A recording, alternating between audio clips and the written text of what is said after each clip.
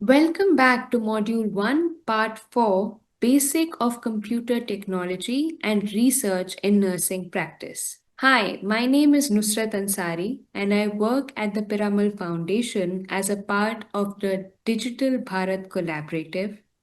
I like developing curriculum especially around digital capacity building for professionals.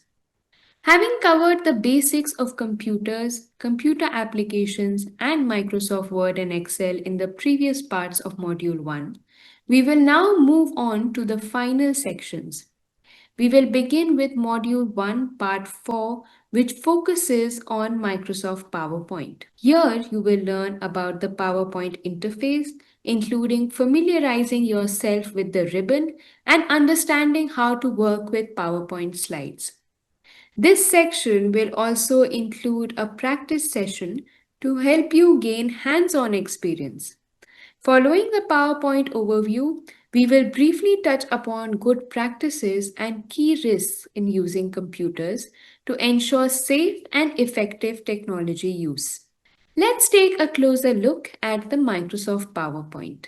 PowerPoint is one of the most widely used tools in the Microsoft Office suite, particularly for creating slide based presentations.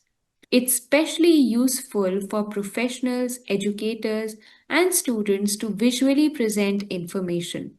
With PowerPoint, you can design engaging presentations that incorporate text and bullet points for structure, images and icons to illustrate key concepts, animations and transitions to add flow and emphasis, audio narration and video to enhance storytelling or explanation. This screen that you're seeing is the PowerPoint Start screen. From here, you can choose to start a blank presentation, choose a template, or open a recent file. PowerPoint allows you to communicate ideas clearly and persuasively. Whether you are teaching, presenting, research, or showcasing results, in this section, we will walk through the fundamental components of Microsoft PowerPoint, a widely used tool for creating professional presentations. We've broken down the basics into two key parts. Number one, Introduction to PowerPoint Interface. This covers the look and feel of the PowerPoint window, understanding where to find the menu bar, slide pane, notes section, and how the workspace is organized. Secondly, is the ribbon and PowerPoint slides. The ribbon is the set of toolbar at the top of the window categorized into tabs like Home, Insert, Design, etc. Each tab gives you access to tools for formatting, inserting media, designing slides, and running your presentations. Together, these two topics will give learners a strong foundation to begin creating and customizing your own presentations with ease. Let's begin by understanding what happens when you open Microsoft PowerPoint for the first time. As you can see on the slide, the start screen appears. This is your launchpad. From here, you can create a new blank presentation or choose a template to get started with a pre designed layout, or reopen a recent file you've been working on. To begin working, we recommend selecting blank presentation. This will open up your PowerPoint interface, giving you access to all design, layout, and slide management tools. This simple step initiates your presentation building journey. From here, you will learn to create, format, and present your ideas effectively using slides. Now that we've entered the PowerPoint interface, let's examine an important element, the Quick Access Toolbar. This toolbar is located at the very top left corner of your PowerPoint window. It provides easy access to frequently used commands such as save, undo, redo, and others, regardless of which tab you are currently using. You can customize it to suit your workflow. To customize, click the drop down arrow next to the toolbar. A list of common commands will appear, such as new, open, save, email, print, and more. Simply check or uncheck the commands you want to add or remove. This helps streamline your tasks, especially when working on lengthy presentations, reducing the need to navigate through multiple tabs. Customizing this toolbar improves your efficiency and ensures your most used tools are always just one click away. Let's proceed to explore the next section of the interface. Let's now explore two core components of PowerPoint interface, the ribbon and the slide pane. At the top, we have the ribbon. This is your main command center. It includes multiple tabs like Home, Insert, Design, Transition, and more. Each tab group related commands together, making it easy to find tools for formatting, inserting media, animating elements, and more. The ribbon simplifies your workflow by placing everything in one structured place. For example, the Home tab contains basic formatting tools. The Insert tabs allows you to add pictures, charts, and shapes. The Design tab helps you choose a theme or adjust slide layout.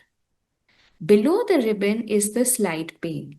This is the main workspace where you view and edit the selected slide. You can click any slide thumbnail on the top left to bring it up here. So remember, the ribbon gives you tools and the slide pane is where you apply them. Now let's look at the slide navigation pane, which is found on the left-hand side of the PowerPoint interface. This pane displays thumbnail previews of all the slides in your presentation. It allows you to view your slides in a sequence, click to select a slide you want to edit, rearrange slides by dragging and dropping them, add or delete slides from the layout easily.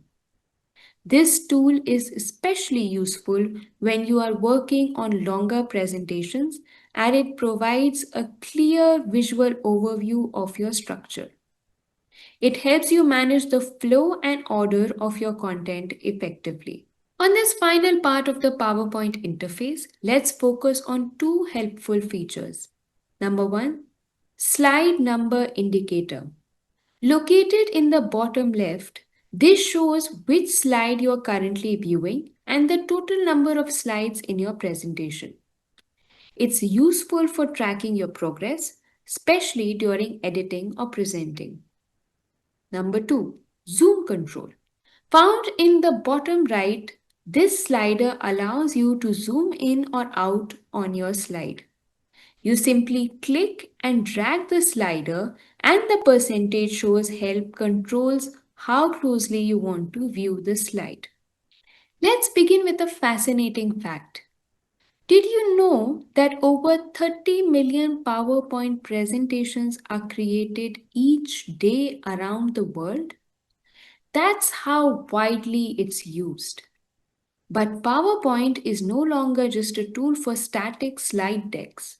Today, it serves as a dynamic platform for creating interactive lessons, embedding multimedia like video and audio, and even delivering simulation based training. This evolution has made PowerPoint a valuable tool not only in classrooms but also in healthcare education, helping us present complex clinical topics in a more engaging and understandable way. Let's now take a closer look at the ribbon in PowerPoint. The ribbon is your central hub for commands. It's organized into multiple tabs such as Home, Insert, Design, and more. Each tab contains groups of related commands. For instance, within the Home tab, the font group gives you tools for formatting text such as font size, bold, italics, and font colors. Now, to insert a new slide into your presentation, go to Home tab, click the bottom half of the New Slide command. This opens a drop down where you can select a desired slide layout, whether it is a title slide, content slide, or a comparison layout. If you want to change the layout of a slide you've already created, simply click the layout command again and choose a new one from the menu. Once the new slide appears, you can click inside the placeholder to begin typing your text. You can also click on icons within the layout to insert different types of content such as pictures, charts, or smart art. This allows you to structure your content meaningfully and maintain visual consistency across your presentation. Duplicating slides. If you want to quickly copy and paste a slide, the most efficient way is to duplicate it. This saves time when you want to replicate formatting or structure. Simply select the slide you want to duplicate, then right click on it and choose Duplicate Slide from the context menu. A copy of the slide will appear directly beneath the original. You can also select multiple slides at once. Hold the Control key and click each one of the slides. Then duplicate them all in one go. For moving slides, reordering, it's just as easy. In the slide navigation pane on the left, just click and drag a slide up and down to change its position. This is particularly useful when refining the flow of your presentation or adjusting for narrative clarity. This flexibility allows for easy customization of your presentation structure as you progress. To support your learning beyond this module, we've compiled a curated list of videos, tutorials on Microsoft PowerPoint. These resources cover both English and Hindi content, catering to diverse learners' needs. We've also included tutorials focused on animating text and object and essential skills for creating dynamic, engaging presentations. Now that you've learned the basics of the PowerPoint interface, it's time to apply your knowledge. This guided practice will walk you through creating your very first presentation. You'll start by opening a blank presentation and renaming the title to make it personal. Maybe call it My First Presentation and add your name. Next, you insert new slides using the ribbon and select appropriate layouts like title and content or to content. Try writing a short sentence about your hobbies. Duplicate a slide, then modify the content. In your final slide, experiment with inserting a list and a picture and finish by applying a design theme. This activity will help you reinforce how to navigate tabs, apply layouts, and manage slides, which are key skills for a PowerPoint user.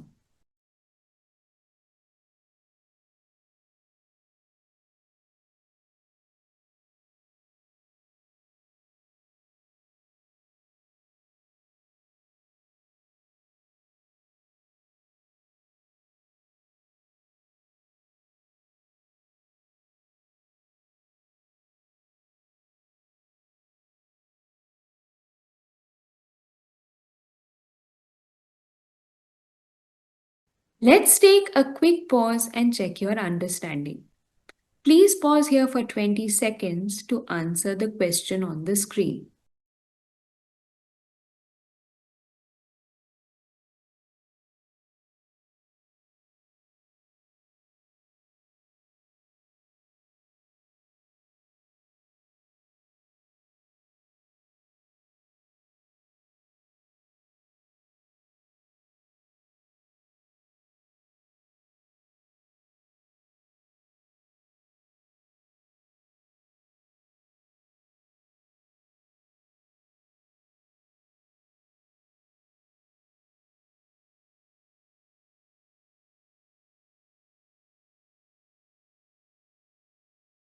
Now I'll be handing over the further sessions to another SME who will be taking you through the remaining modules. Hope you found this useful. Welcome to Module 1, Part 4. I am Brigadier Vandana Agnihotri, Principal College of Nursing FMC. I have completed my 37 years of glorious service in the armed forces, and I have worked in almost all the colleges in the armed forces. The good practices and the key risks which we are while using the computers, we face that. Since we have already completed exploring the types of computer applications, we'll move on to these good practices. Let's take a closer look at the good practices for working on the computers. And before we go on to the good practices, there's an exploratory question for all of you. What are some of the digital habits you can adopt or improve to ensure safer, more secure, and more effective use of computers in your daily practice? Take a moment to consider your thoughts and note them down.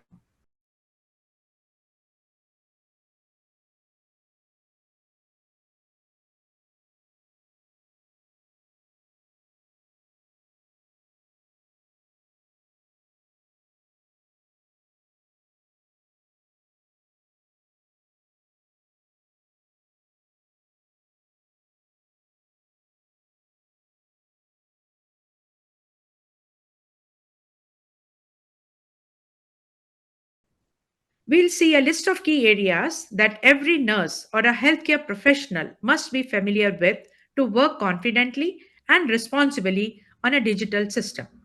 The keyboard skills and the typing, that is, efficient typing and familiarization with the keyboard shortcuts, can significantly enhance productivity and reduce errors.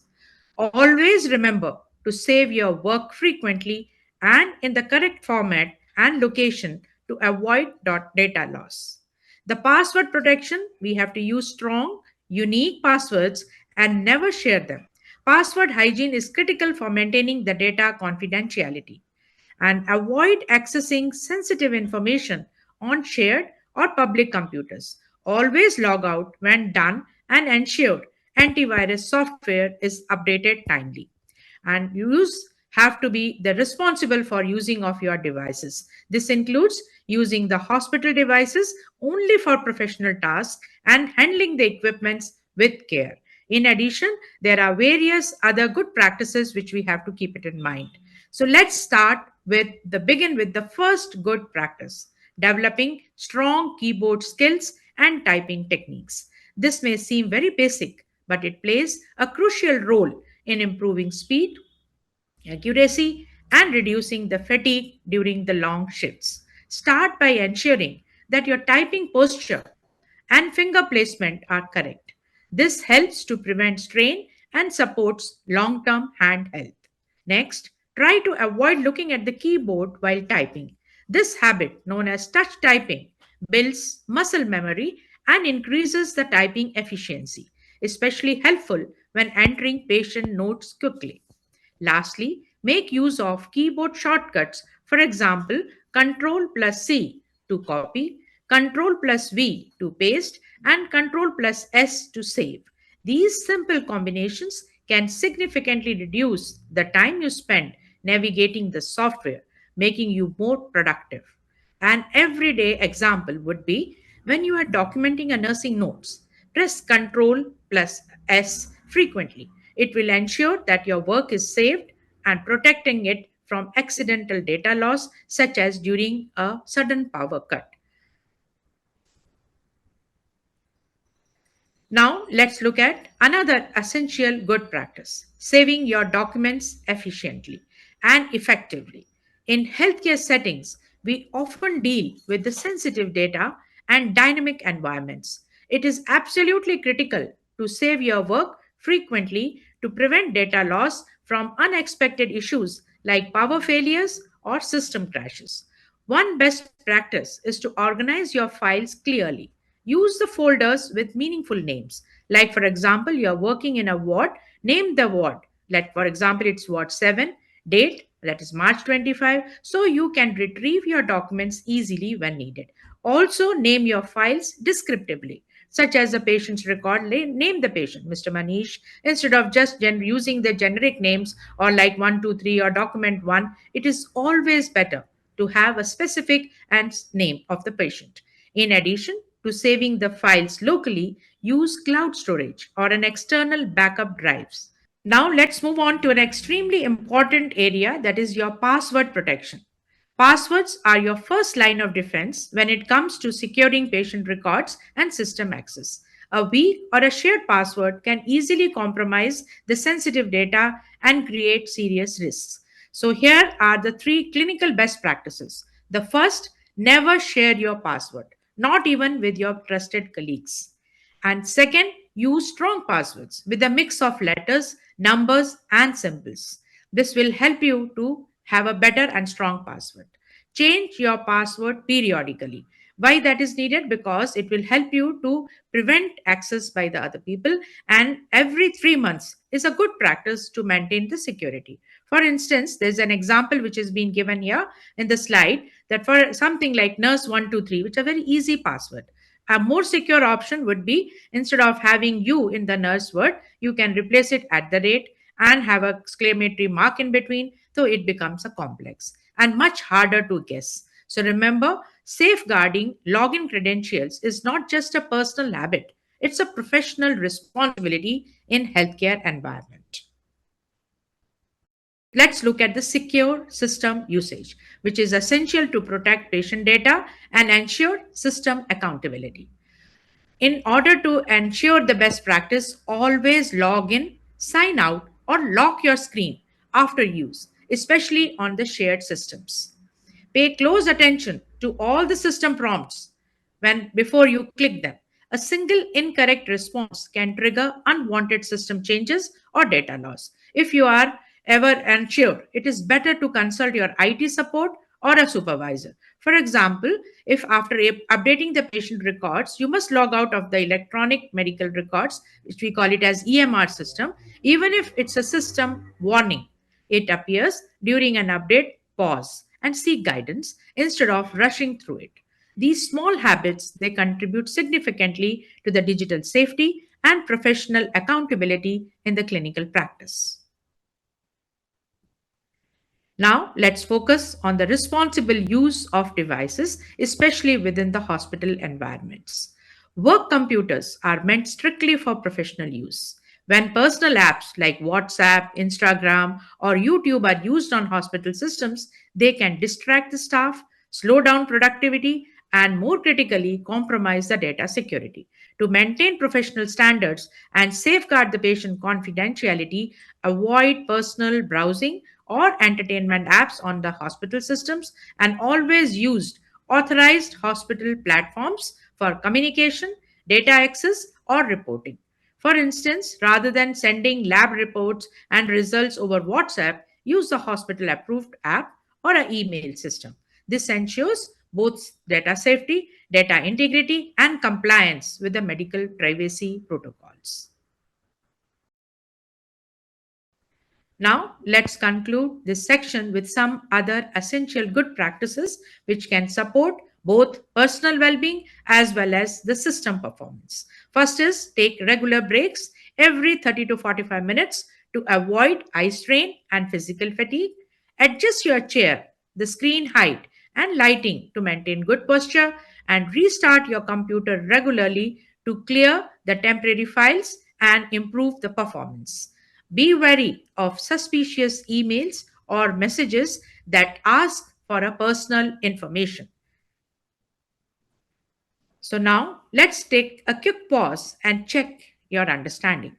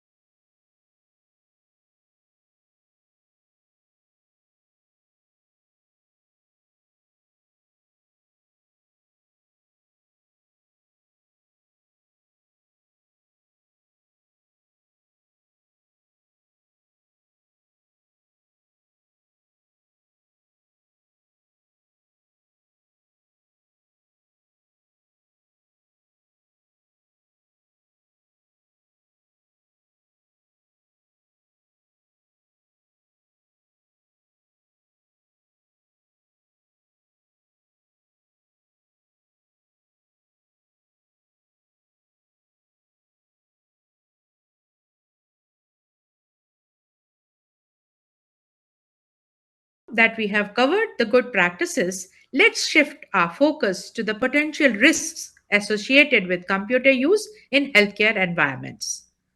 Let's pause here for a moment of reflection. In the previous section, we focused on good practices like using strong passwords, locking your screen, and logging out of the shared systems. But what happens when these habits are ignored? Imagine the scenario: you're working at a busy nursing station and walk away from your desk, leaving your computer unlocked. A passerby could easily access sensitive patient information, enter incorrect data, or even misuse your login credentials. This simple oversight can have serious implications. So, from compromising the patient safety and breaching the data privacy to placing your professional accountability at risk. So, take a moment now to think about the potential consequences of such actions. What risks might emerge? So, note down your thoughts, and we will revisit these ideas shortly as we dwell deeper into the key risks in the computer use.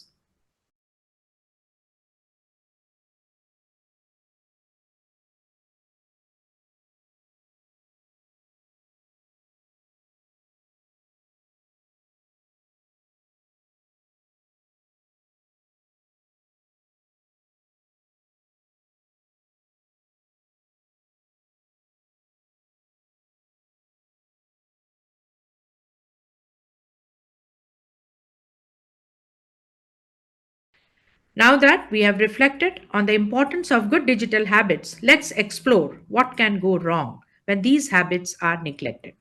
A computer security risk is any threat like malware, system vulnerability, or user negligence that can compromise the safety, functionality, or integrity of computer systems and data. In clinical settings, these risks are not just technical, they can have real consequences. So, they can be unauthorized access to the sensitive patient information, data leaks affecting the privacy and confidentiality, system crashes that interrupt patient care, operational disruptions across the departments. So these are just hypothetical threats. They can happen, and they highlight why every nurse and healthcare worker needs to practice safe and responsible computer use. Now, let's break these risks down further and see how we can prevent them. So the first one is unauthorized access to the patient data. It can be prevented by using strong passwords, which we mentioned in the previous slides, how we can have a strong password, log out after every session, and lock the screen when unattended. We can use the shortcut Windows plus L to do so. The second risk, which is there, is data loss due to system crash or power failure. And we all have experienced this while working. And to reduce this impact, save your work frequently using Control plus S and enable the autosave and regularly back up your data to secure the cloud platforms. The risk number three, which involves us phishing or malware attacks. These are becoming increasingly sophisticated. To stay safe, never click on the suspicious links, avoid downloading unknown files, and keep your antivirus software up to date. Always connect to secure hospital networks. The risk number four, which is the exposure of personal or sensitive information. This often happens when a staff uses the personal app or emails for official communication. Always use your hospital approved platforms for sharing the information and avoid using the social media or personal messaging apps on the hospital systems. The next, continuing with the risk, is the outdated or unpatched software. To prevent this, regularly install updates and security patches which are available as prompted by the system or by the IT department of your hospital. The next risk, which is incorrect data entry due to distraction or multitasking. So, always remember that you have to stay focused while documenting, avoid multitasking, and verify the entries before submission. The seventh risk is the unintentional modification of patient records, which can happen if entries are not reviewed or saved under the wrong profile. Always double check your entries and confirm that you are logged into the correct system profile before saving. Finally, we must not overlook physical strain caused by the poor posture. Long hours at a computer can lead to back neck, or wrist discomfort. Following basic ergonomic practices like adjusting the chair height, the screen level, and taking regular breaks can significantly improve our comfort and reduce the long term strain. So let's stay mindful of these risks and apply these preventive measures to ensure both digital safety and personal well being. So let's take a quick pause and check your understanding.